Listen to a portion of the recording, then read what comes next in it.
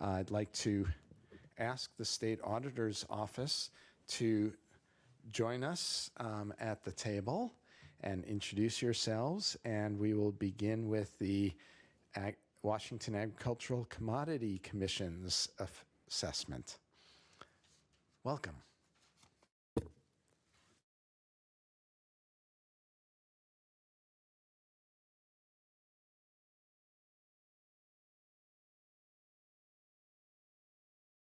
How about now? Okay, thank you. Good afternoon, Mr. Chair, member of the committee.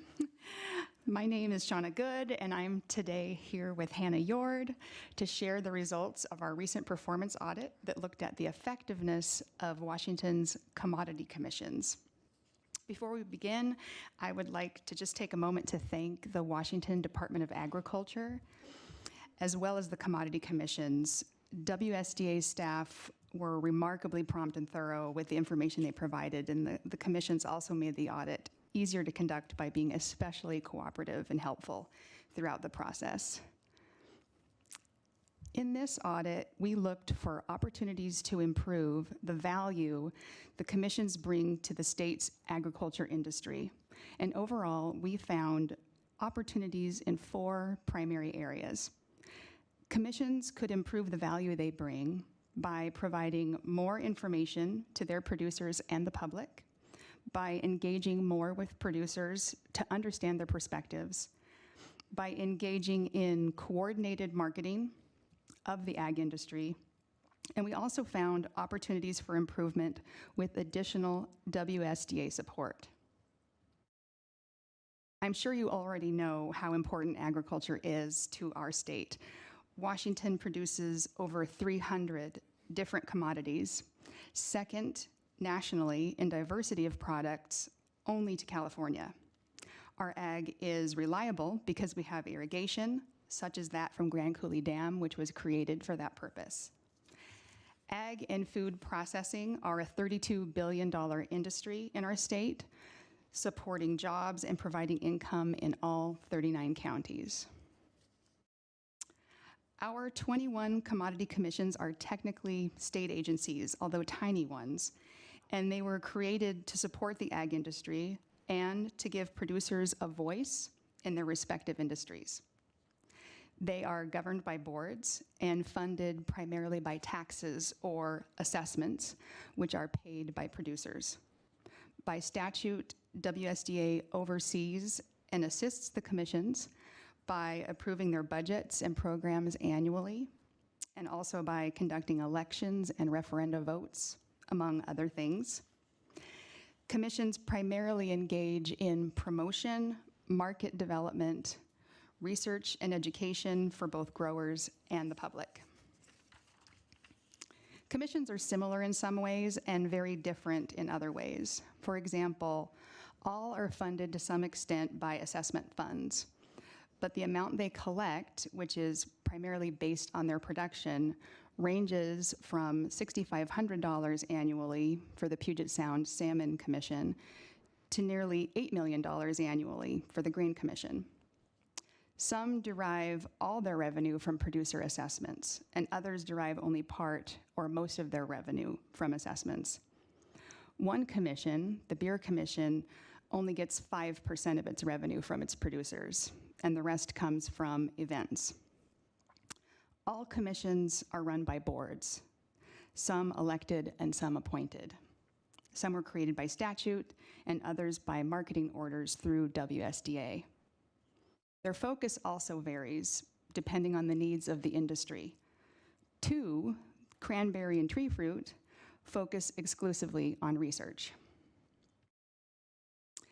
In this audit, we sought to understand the extent to which the commissions benefit the state's producers and the ag industry overall, and to look for opportunities to enhance those benefits. Rather than taking a commission-by-commission approach, we looked at a statewide approach overall to learn about processes such as how commissions communicate information, ensure all producers, both big and small, are represented, how they measure the results of their programs, and how they coordinate their efforts. We also partnered with Washington State University to develop a survey aimed at learning producer perspectives about things like their commission board's priorities, how well their board communicates with them and the quality of the information, and whether and how the board regularly solicits their feedback. Commission staff also helped us develop the survey, and we sent it out to around 14,000 producers. We got around a 10% response rate, which we were very pleased with. And in addition, the sample error was nearly zero, indicating that the survey findings are representative of the target population. I'm now going to turn it over to Hannah to talk about our results. Thanks, Shauna.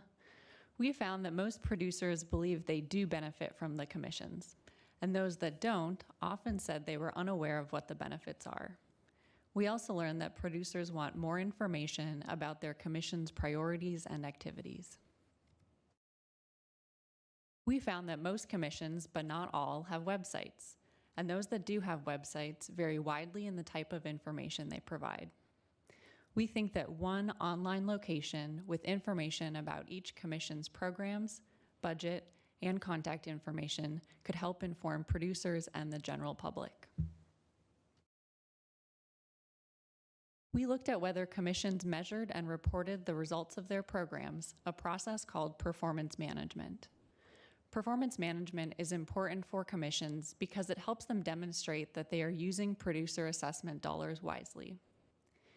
We found that some commissions have extensively measured and reported program results, while others have done some or no measurement. We think that all commissions should measure and report program results. To help commissions in this process, SAO's Center for Government Innovation offered a free training to the commissions just yesterday to help them think about approaches to measuring and communicating their results. We found that while producers believe commissions value their input, they say they haven't been asked their perspective in recent years. We think WSDA should work with the commissions to survey producers from time to time. We provided commissions with the survey instrument that we built for this audit so that could serve as a starting point for future efforts. We heard from both commissions and producers that they believe growing demand for the state's commodities is key to their success. We found that most states have agricultural branding programs. Washington is just one of 7 states that does not. Studies from other states have suggested that these brands have helped grow demand for their products.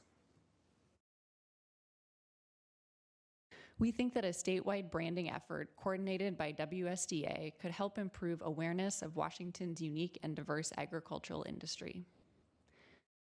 We found that some commissions currently coordinate with each other, and some are open to additional coordination in the future.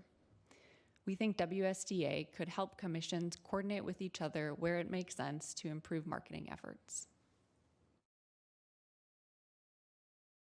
We heard from commissions that they need help in navigating complex state requirements, such as contracting through the Department of Enterprise Services. We think WSDA is well positioned to provide additional training and assistance to the commissions in this area. We also found that commissions could use help in maintaining more accurate lists of their producers. During the process of administering the survey, we found that 11% of the addresses provided by the commissions were invalid. WSDA could help the commissions maintain more accurate lists of producers by providing them with updated contact info that they gather through the board nomination and elections process. We made a number of recommendations to WSDA, including create a website with information about each commission, work with commissions to gain producer perspectives through surveys, coordinate a statewide branding effort, help the commissions coordinate among themselves, provide additional training and assistance, and help the commissions maintain more accurate producer lists. We made one recommendation to the commissions to measure and report the results of their programs. This concludes our presentation, and we are happy to answer any questions. I'm going to scan the room for any questions and look online. No one else but myself. I do have a couple of questions. Thank you very much for incredibly clear and easy to follow presentation and go along with the full report.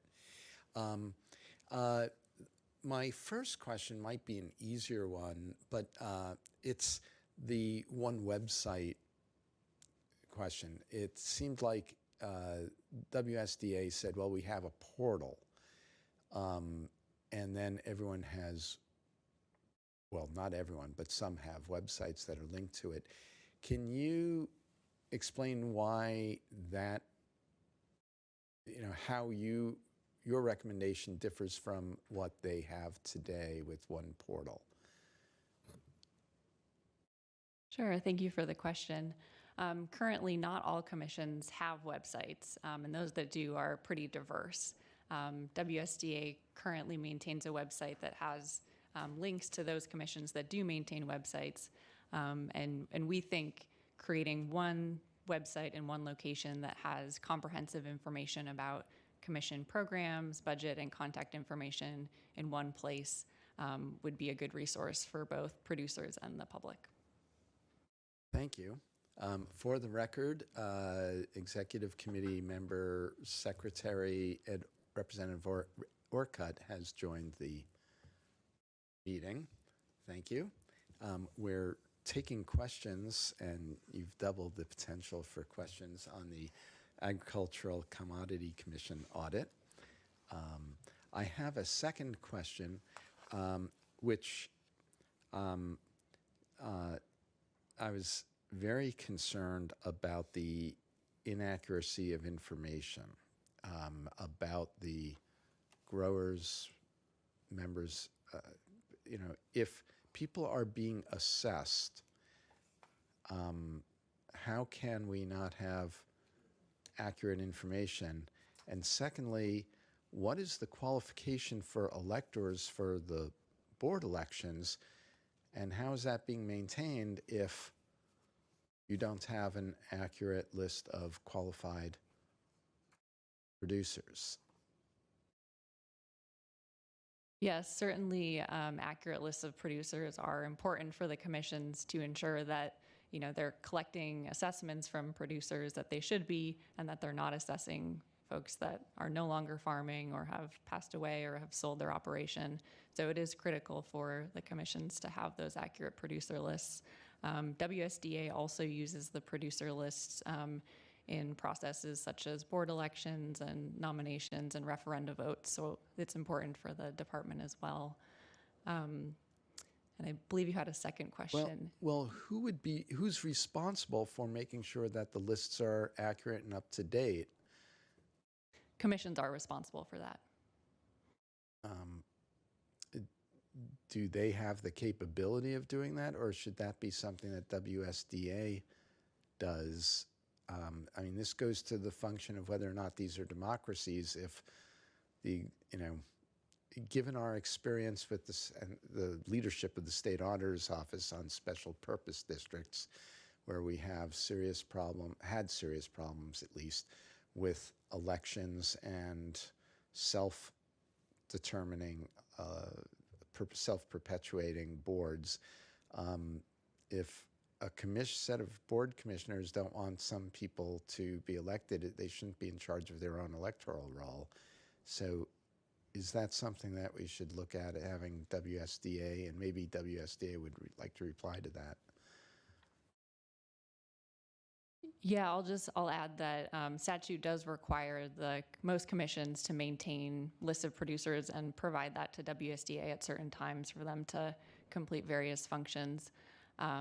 And our audit found that the commissions could use help in this area because it's hard for them, particularly for the large commissions to maintain an up-to-date and accurate list at all times. So we think the WSDA can help the commissions in this process by passing along updated information that they gather when they're contacting producers for nominations or elections, and then sharing that with the commissions and have that be a way for them to support the commissions in maintaining those lists. Thank you. Representative Orcutt, do you have any? Okay. I think that will, well, let's see. Does the Department of Agriculture have anyone who'd like to come up to provide a response or available online? We don't have anyone online, do we?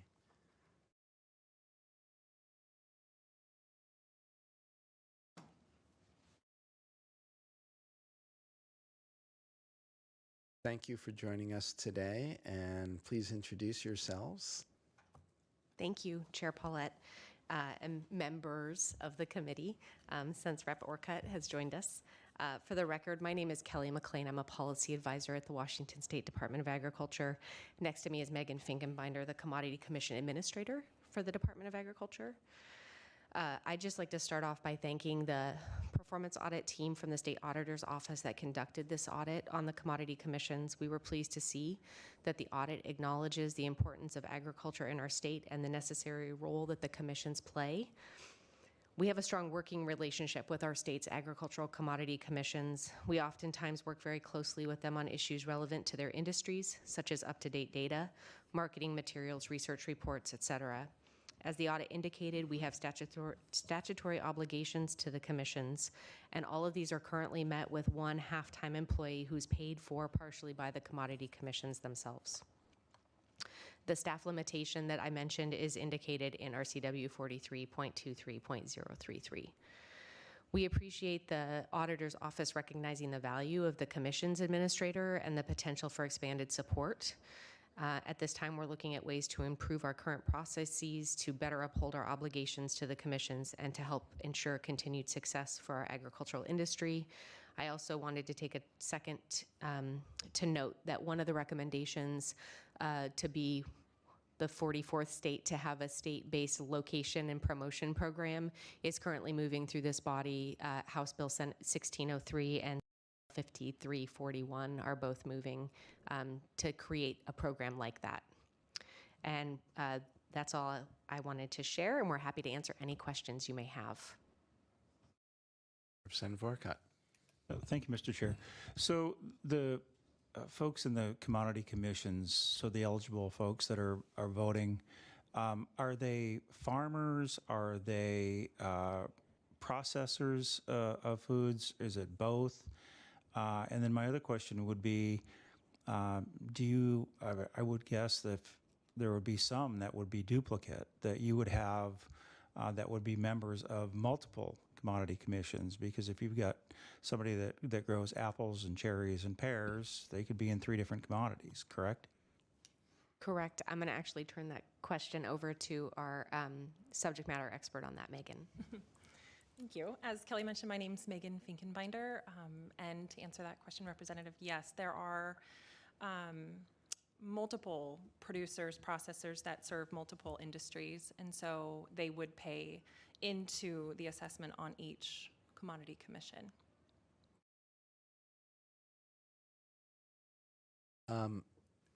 Would you care to expand on the other 2 questions I asked? First, website, and then improving the quality of information about the qualified members of the commission. Absolutely. So one thing I wanted to mention, you asked about board member eligibility. So the Department of Agriculture runs the nominations and elections for all 21 commodity commissions. When we receive a nomination, all of those individuals, before they are formally appointed by our director, they go through a certification eligibility. So they actually sign a document that provides, or that has language that's indicated in each commission statute that they certify that they meet those qualifications to serve on that board.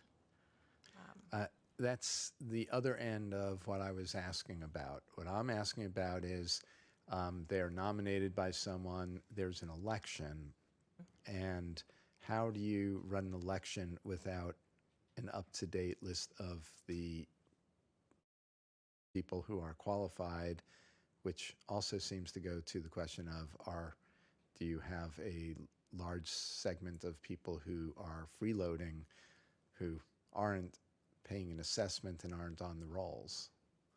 So that I would have to defer in terms of the lists, the producer lists, to how the commodity commissions. I'm not familiar with how each commission obtains their producer information that they provide to us. So I'm not, that would have to be an individual question of a commission who provides those lists. I guess I would really urge you to look at, given the finding by the state auditor that you've got, I didn't write down the number, I forget if it was 11 or 13% of the people they contacted were listed erroneously. That seems to be an area that requires some significant effort. Thank you. Please. So kind of getting back to the first part of my question, who are the members then that are eligible? Is it the people that are processing the agricultural commodities, or is it the people that are producing, the farmers, or is it both? It's both. And most commissions have districts, so the state is broken up in districts to ensure geographic representation. For the record, we've been joined by Representative Gaynor, who has some familiarity probably with multiple commissions. You missed the question from Representative Orcutt about are there people who might be growing pears and apples and be part of 2 or more commissions. But do you have any questions or comments on the audit? Thank you. With that, do we have anyone signed up for public comment? I want to thank you for joining us today. I apologize for having people wait for 30 minutes while the House and Senate floor sessions continued, and appreciate if you could follow up on jointly with the state auditor about the list issues. Thank you. Thank you.